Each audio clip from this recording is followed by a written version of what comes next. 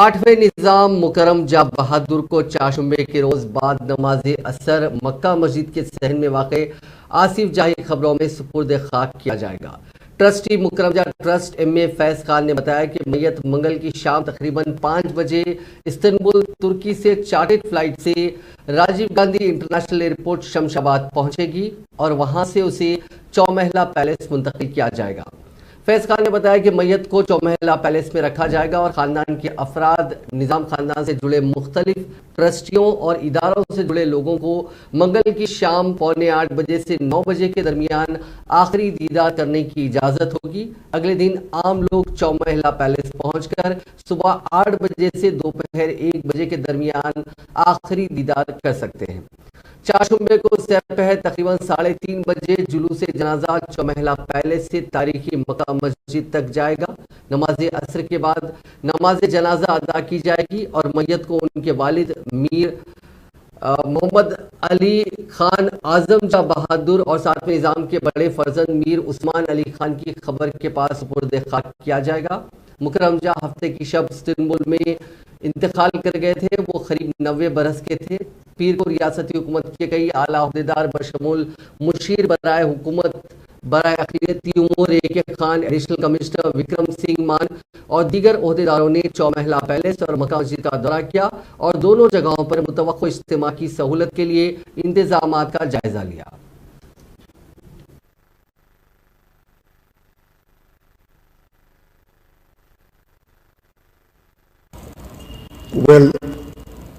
आसिफ जाही डायनेस्टी का कंट्रीब्यूशन समझिए पूरे डेक्कन के लिए समझिए अनपैरल रहा है और समझिए हर चीज़ में ये लोग जो समझिए आप ये डायनेस्टी जो कंट्रीब्यूट की है हेल्थ में, एजुकेशन में और लोगों के लिए इंफ्रास्ट्रक्चर जो आप देखते हैं पूरे डेक्कन में अनपैरल्ड है। और हैदराबाद जो है आज भी समझिए एक फ्रंट रनर है हर तरीके से।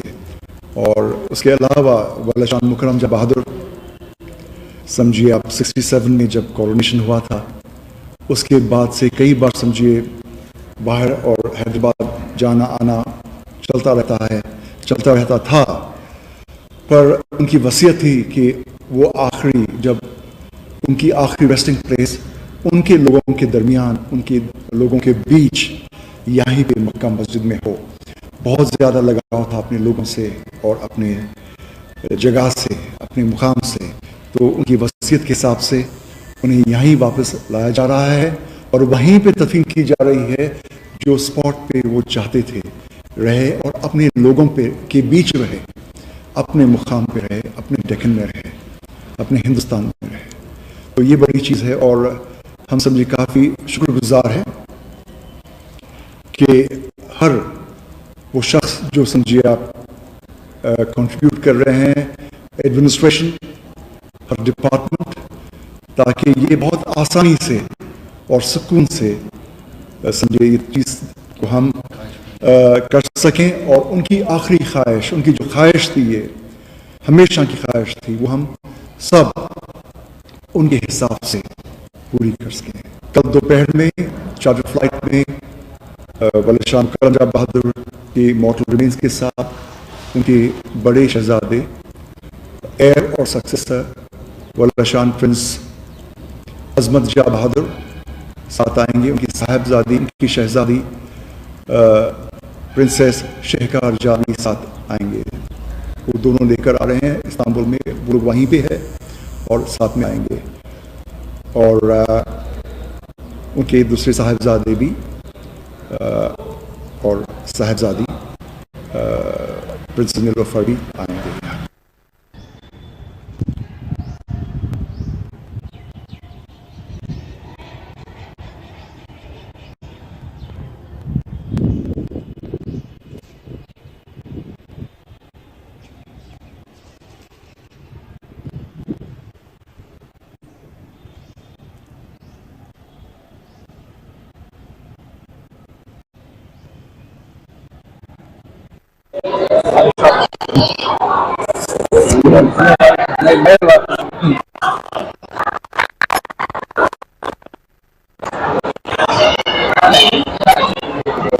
Large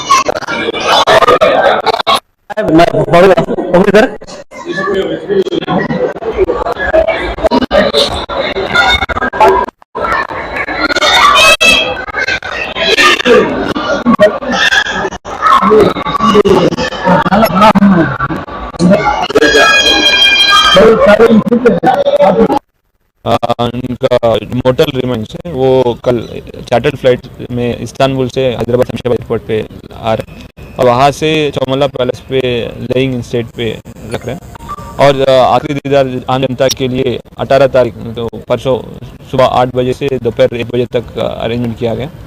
उनके बाद यहाँ पे ट्रेडिशनल प्रैक्टिस के हिसाब से यहाँ से मक्का मस्जिद पे उनका वालिद साहब के बगल में ये जगह आइडेंटिफाई कर रखा है, वहाँ पे ये बरियल होगा। तो असर नमाज के बाद नमाज जनाजा होगा और उसके बाद उनका बरियल मक्का मस्जिद पे करने के अरेंजमेंट्स कर रहे हैं। एक कल शाम को फ्लाइट जो है 5 बजे शमशाबाद पे लैंड होगा और वहाँ से यहाँ पे आने पे 7 बजे रहेगा। तो कल परसों से लोगों के लिए आखिरी दीदार के लिए अरेंजमेंट्स किया गया। जनाजे के रूट कौन सी? जनाजे का रूट नोटिफिकेशन आ जाएगा, उसके स्पेशल नोटिफिकेशन आएगा। आपकी स्पेशल जो सिक्योरिटी का क्या अरेंज है? वो मल्टीपल फैसिलिटी पे वो पहले जो ट्रैफिक रेगुलेशन के लिए सेपरेट फोर्स बुला रहा है और साथ साथ डाइवर्शंस वगैरह के लिए बैरिकेडिंग वगैरह किया जा रहा है और पैलेस के अंदर जो रास्ते में बैरिकेडिंग ताकि जो भी आम जनता आ रहे निज़ाम को आखिरी दीदार करने के लिए तो उन लोग के लिए ये बैरिकेडिंग और मेल और जेंट्स के लिए फीमेल जेंट्स एंड लेडीज़ के लिए सेपरेट बैरिकेडिंग किया जा रहा है ताकि आराम से उनका हो जाए।